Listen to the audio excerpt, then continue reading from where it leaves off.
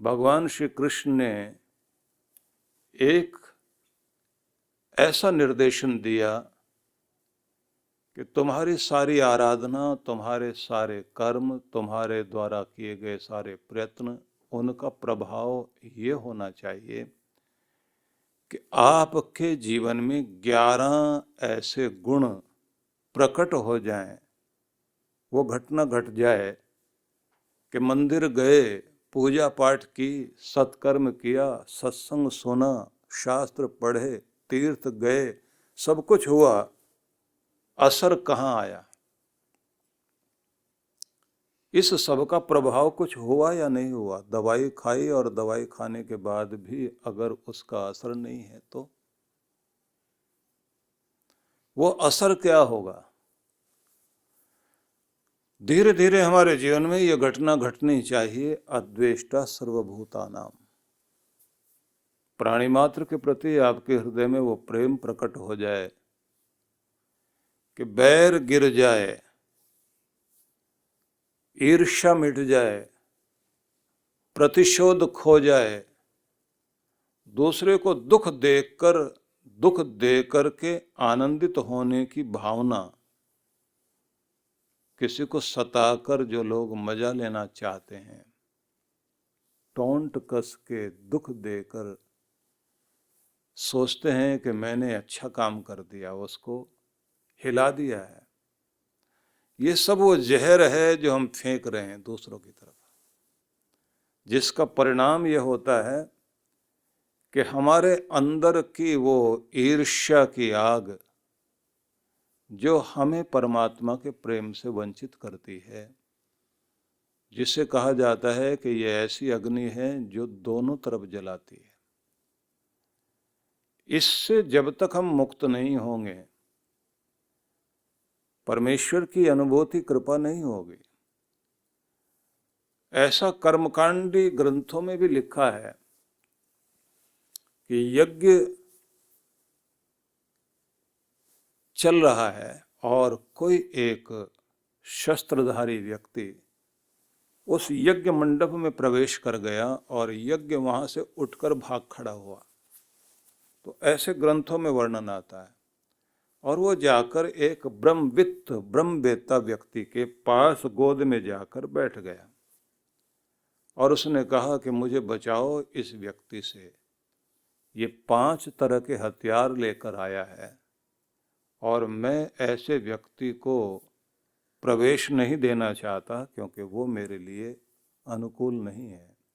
यज्ञ उससे दूर हो गया।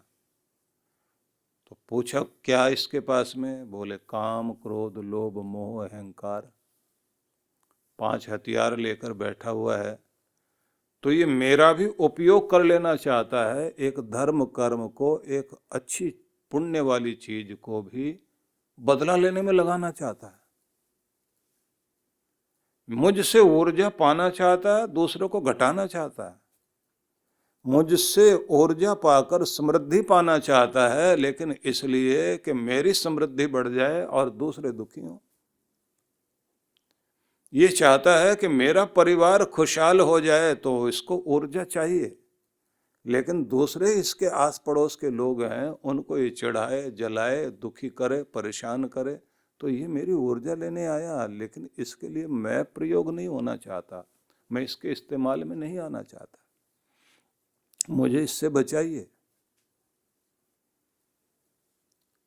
ऐसे ही वर्णन आता है विद्या के लिए। विद्या है वही ब्राह्मणम आजगाम, एक पूरा श्लोक मिलता है जिसमें यही बात है कि विद्या गई और जाकर के ब्रह्मवित्त के पास में बोली कि मेरी रक्षा करो, मैं आपकी शरण में हूं। इस निंदक, इस आलोचक, आस्था से परे व्यक्ति से मैं बचना चाहती हूं, ऐसे व्यक्ति को मत देना। तो इसलिए भगवान श्री कृष्ण भी ये कह रहे हैं कि भक्ति के लिए आवश्यक है कि तुम्हारी चित्त भूमि क्या होनी चाहिए। तो आइए भगवान के शब्दों पर विचार करें। सबसे पहले उन्होंने एक शर्त रखी है कि प्रेम पूर्ण हो जाओ, और बैर तुम्हारा खो जाए। अद्वेष्टा सर्वभूतानां मैत्रः करुण एव च। यहाँ से ये मंगलाष्टकम वाले जो जिसे हम कहेंगे अमृताष्टकम, ये 8 अमृत सूत्र यहाँ से शुरू होते हैं कि द्वेष रहित हो जाए और प्रेम युक्त हो जाए। कि पहली शर्त यह है कि बैर खो जाए और प्रेम शुरू हो जाए। क्योंकि प्रेम क्यों चाहिए? प्रेम बढ़ाना चाहता है और द्वेष घटाना। जब किसी के हृदय में प्यार होता है तो वो क्या करता है? जिसके प्रति प्रेम है तो उसको बढ़ाना चाहता है, ये बढ़े, ये खुश रहे। माँ बाप के हृदय में प्यार है तो अपने बच्चों को बढ़ाकर खुश होना चाहते हैं, मैं इसको और क्या दूं। हिसाब नहीं लगाएगा, प्रेम वाला व्यक्ति हिसाब नहीं लगाएगा। दुनियादारी में पड़ जाए आदमी, मैंने इसके ऊपर इतना खर्च किया है तो बदले में ये मेरे लिए करे। गिफ्ट दिए जाते हैं, हिसाब रखा जाता है। प्रेम खो जाए तो उसके बाद में हिसाब बोला जाता है, ये भी किया मैंने, ये भी किया, ये भी किया, ये भी किया, तुमने मेरे लिए क्या किया। वो भी उसके सारे गिफ्ट उठा के पटकता है, ये ले अपने गिफ्ट, रख अपने पास, हम तुम्हारे गिफ्ट के भूखे हैं। तो प्रेम खो गया, हिसाब आ गया बीच में। इसलिए जहां हिसाब है, जहां बुद्धि लगा करके हम बैठ गए, तोलने लग गए, तोला जा रहा है, इतना हमने किया, इसने क्या किया। विचित्र संसार है। तो इसलिए कहा कि प्रेम बढ़ाएगा और द्वेष घटाएगा। प्रेम रस सिक्त कर देगा आपको, हरे भरे हो जाओगे। और द्वेष आएगा तो आपको रूखा बना देगा। बैर वाला आदमी जब भी बोलता है इतना रूखा बोलता, काटने को दौड़ता है।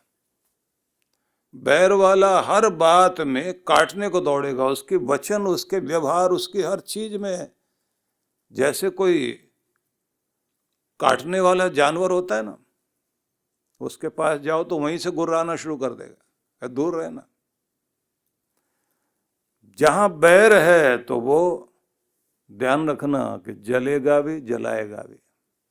खुद जल रहा है बैठा हुआ, दूसरे को भी जला रहा है।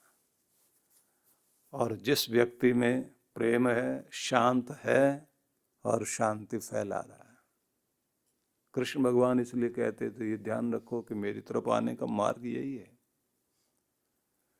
तुम प्रेम के मार्ग से होकर के आओ। इसलिए नारद ऋषि ने जो केंद्र से परिधि की ओर हर दिन यात्रा करते रहते हैं, नारायण भगवान से, भगवान के चरणों से संसार की तरफ हर दिन जाते हैं और संसार में घूम फिर करके फिर भगवान के पास आते हैं। तो जो केंद्र से परिधि और परिधि से केंद्र की ओर दौड़ रहे हैं, तो वही जानते हैं कि प्रभु को प्यारा क्या है, क्या पसंद है। तो जब उनसे पूछा गया बताइए भक्ति क्या है, तो क्या बोलते हैं? सातु अस्मिन परम प्रेम रूपा। वो तो परम प्रेम है, परमात्मा के प्रति अतिशय प्रेम, प्रेम की जो पराकाष्ठा हो सकती है वही है भक्ति। अनंत प्रेम, अतिशय प्रेम। और वो प्रेम कैसा? बोले जिसको तुम जानते हो, जिसको लेकर के तुम पले बढ़े, माँ का वह प्यार जिसके आधार पर तुम्हारी सांसें चली। जन्म लेने के साथ ही जिस माँ ने तुम्हें खिलाया, पिलाया, सुलाया, जगाया, बीमारी से बचाया, सर्दी गर्मी से बचाया, जो हर जगह बचाकर तुम्हें एक ही चीज देती है, प्यार, केवल प्यार, केवल प्यार। उसी से तुम पले हो,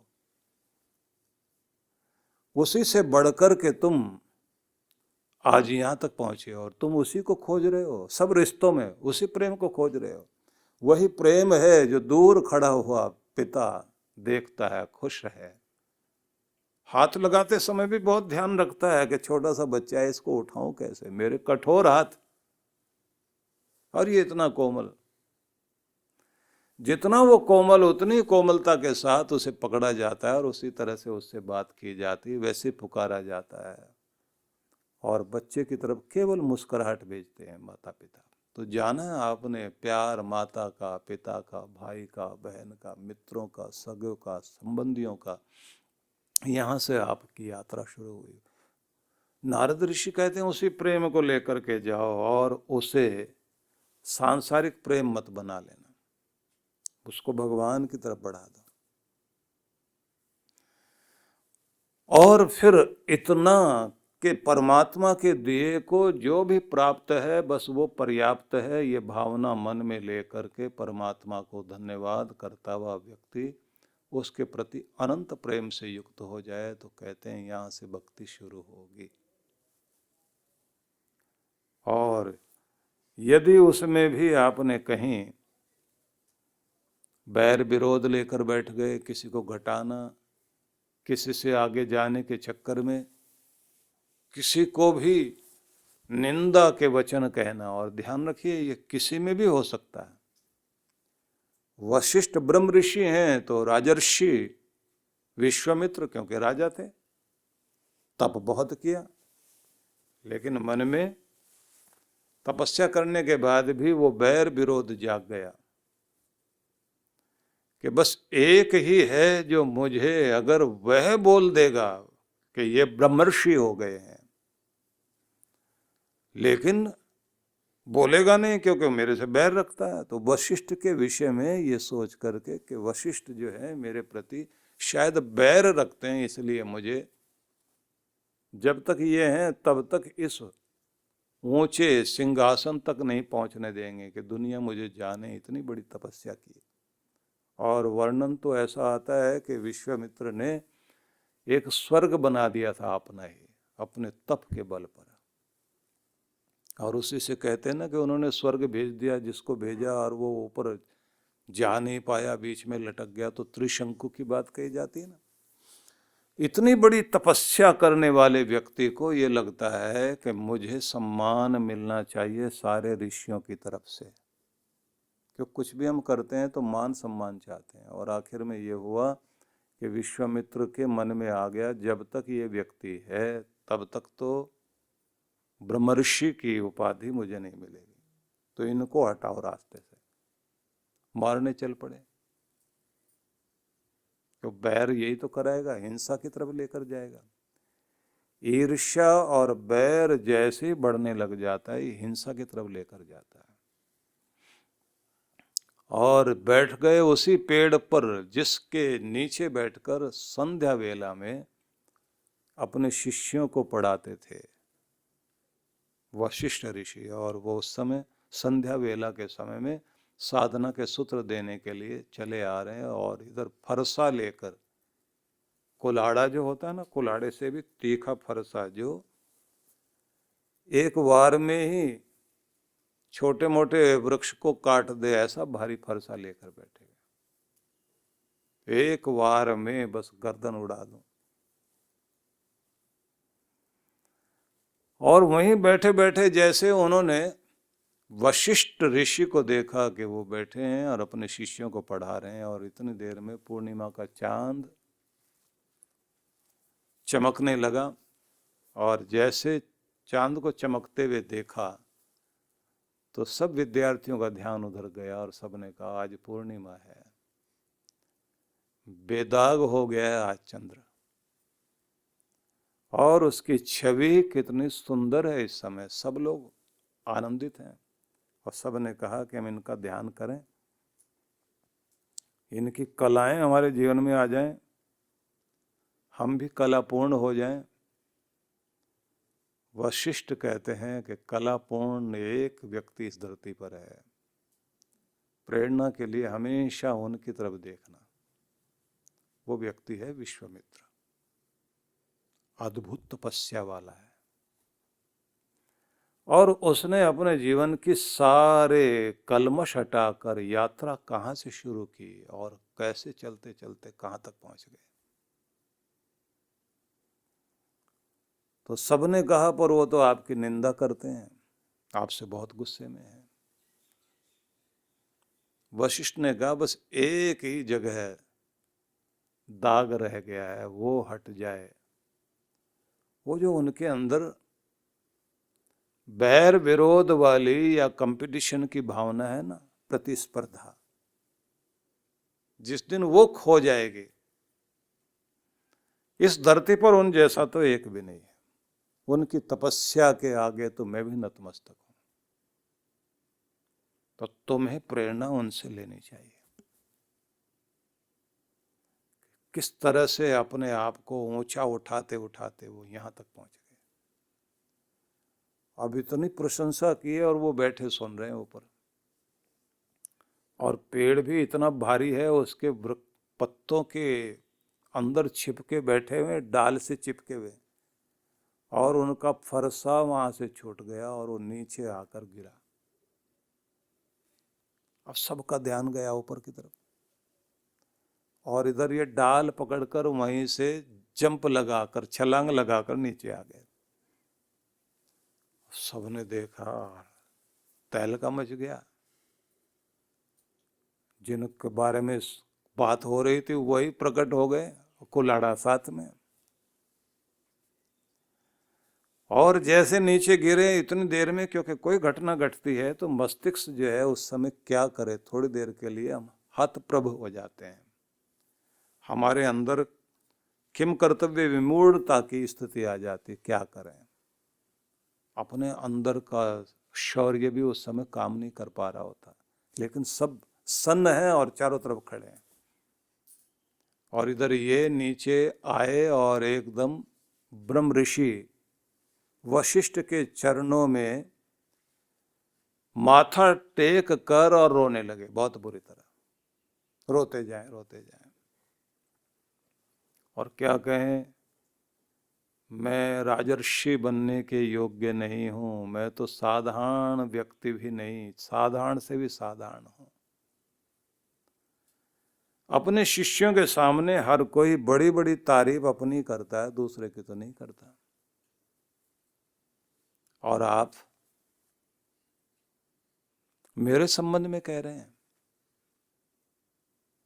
और वो भी मेरे पीठ पीछे। मुझे तो लगता था कि आपके अंदर सिर्फ बैर ही बैर है। आज मैंने आपके ऋषित्व को देखा है। यहां तक पहुंचना आसान नहीं है। रोए और बोलते जाएं।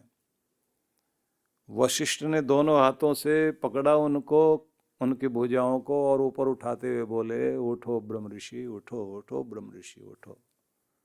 अब ये एकदम कानों को हाथ लगाएं और कहें, महाराज मैं? बोले हाँ तुम। क्या मैं इस पद पर पहुंच गया? बोले क्यों नहीं पहुंच गए? कैसे पहुंच गया? बोले जो तुम्हारे मन में पाप था वो आंसुओं से गलकर नीचे गिर गया, और यही द्वार था जो आपको आगे नहीं जाने दे रहा था, यही आपको रोके हुए था। अब आपकी एंट्री हो गई है, प्रवेश हो गया भगवान के दर पर। अब कृपाएं बरसेंगी आपके ऊपर।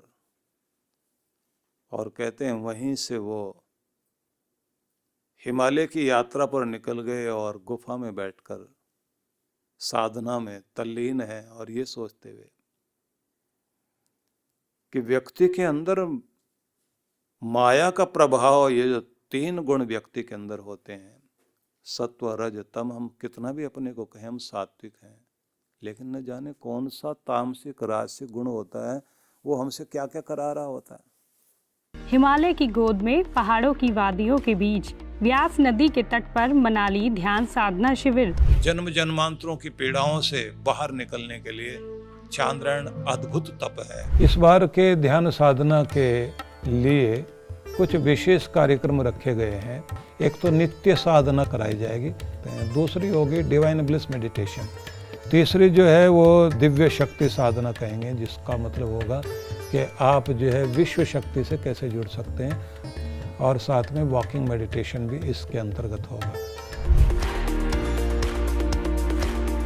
मन को बहुत शांति मिली, एक अद्भुत आनंद प्राप्त हुआ। जिस माइंडसेट और जिस भारी मन से मैं आई हुई थी यहाँ पे, वो काफ़ी कम हुआ है। और every time whenever I come for this शिविर I feel something different, a new energy in me. Thank you to Maharaj Shri and thank you to all of you. तो आज ही पंजीकरण कराएं